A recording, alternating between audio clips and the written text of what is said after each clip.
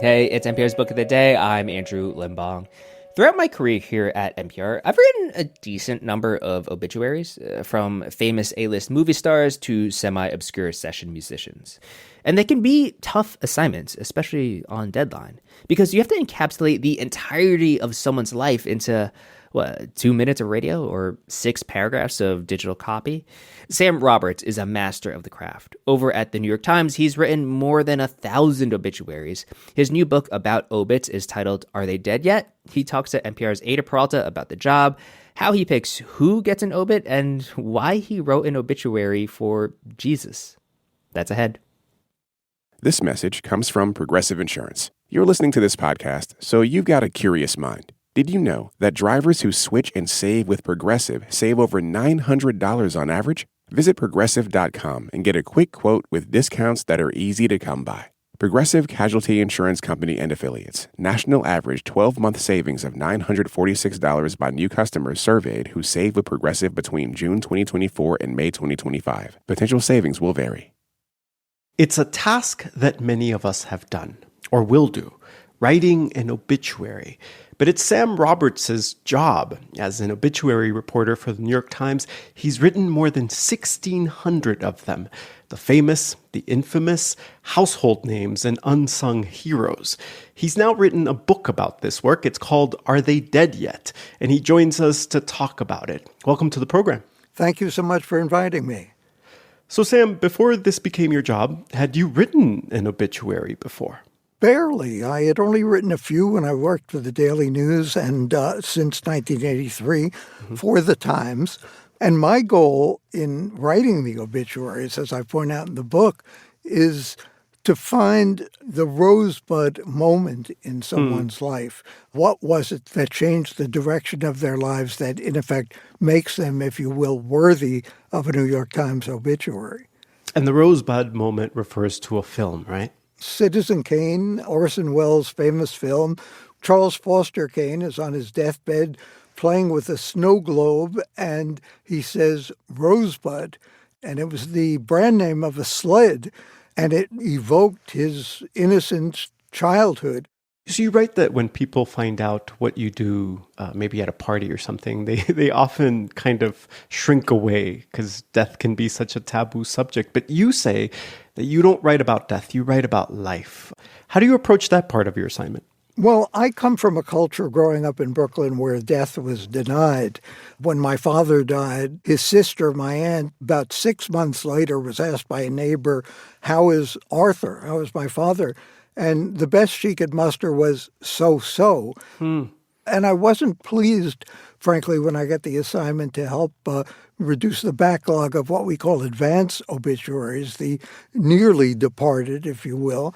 But I realized they are not about death. Death figures into one sentence in the obituary. They are really mini biographies. They are stories of people's lives and what made them celebrated, or even most of the people I write about I had never heard of. One of the ones I was most fond of was a young man in his 20s who worked for the Jet Propulsion Laboratory in California and was involved in the first moon landing. And an alarm went off at the technical center.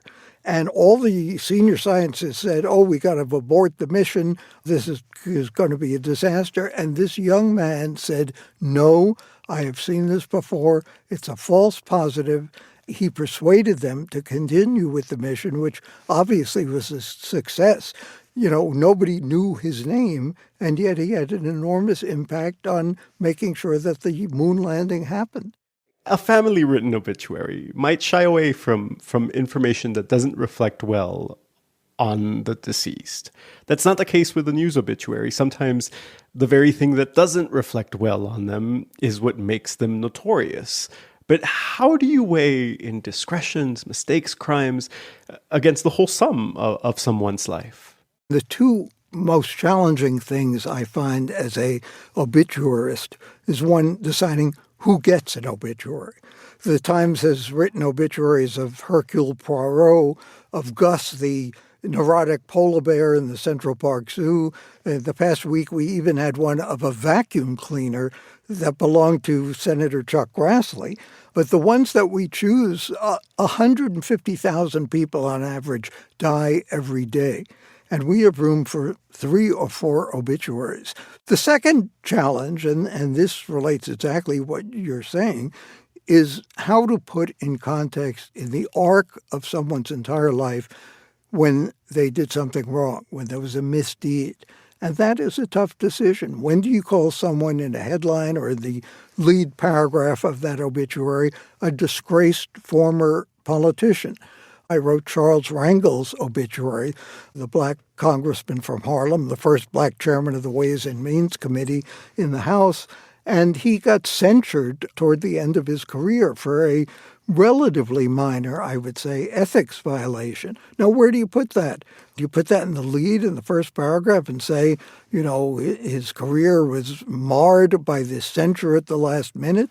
I decided not to, and given the whole perspective, the arc, the trajectory of his career, that did not belong until an arbitrary judgment, the 4th or 5th paragraph. That should not have defined him. And I think that was the right decision. But those are tough decisions to make. Let me ask you about the first lines of an obituary, which are like in any reported story, they're critical. They're the hook that draws the reader or listener in. What's one of your favorites? One of my favorites, and this is certainly a little bit offbeat, as an intellectual exercise, I wrote an obituary of Jesus as he would have been written about in 33 A.D. And I thought this was a lesson in perspective. George Bush, H.W. Bush, when he lost for re-election, was considered a loser. When he died, he was considered an elder statesman. So what do we think of Jesus, when he died at 33?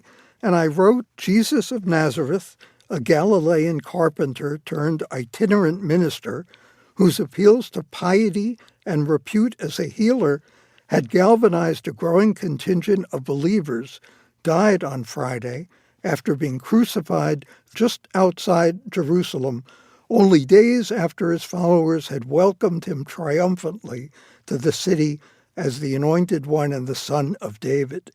He was 33 for a man who'd lived the first 3 decades of his life in virtual obscurity. He attracted a remarkable following in only a few years.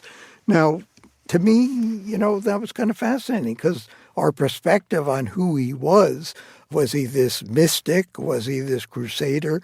Was he this son of God, if you will? Changed vividly over hundreds and certainly 2,000 years. You mentioned that sometimes you write an obituary about the one thing that somebody did when they were 25, right? What has writing so many obits over the years taught you about fame or notoriety? That is fleeting, for sure. You learn to have a whole other degree of empathy. You learn that fame can be defined in various ways. Who was greater? Hannibal, who marched his troops in elephants over the Alps, or some totally anonymous guy who invented the spade? I would vote for the spade man, for one. And I also discovered when the Times, after 9/11, did the portraits of grief of hundreds of victims of the World Trade Center disaster, and also after COVID, those we've lost, there are no ordinary lives. One obituarist said, "Who would you miss more, your mayor or your mailman?" And there are people we take for granted who we would miss on a daily basis. Everybody has a story to tell, and it's really up to us to try to find out what that story is. So if I can't find a story in someone's life, in their trajectory, I think that's my failing rather than theirs. That's New York Times obituary reporter Sam Roberts. His new book is Are They Dead Yet? Sam, thank you for talking with us today. Thank you so much for inviting me.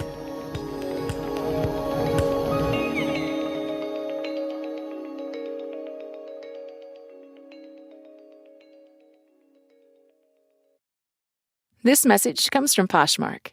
If your fashion wish list lives rent-free in your brain, you need to be on Poshmark. With Poshmark, you're shopping millions of listings from thousands of closets, vintage finds, designer pieces, and everyday staples all in one place. Search or let the discovery come to you. Poshmark makes it easy to find what you actually want to wear at prices that feel like a quiet win. Download the Poshmark app today and use code NPR when you sign up to get $10 off your first purchase. This message comes from Bombas.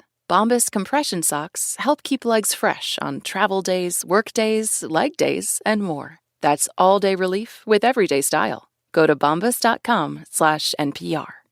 This message comes from Amazon Health. Why do doctor visits always require paperwork? With your permission, Amazon Health AI can connect to your health history for personalized care fast. Amazon Health AI is here. Healthcare just got less painful.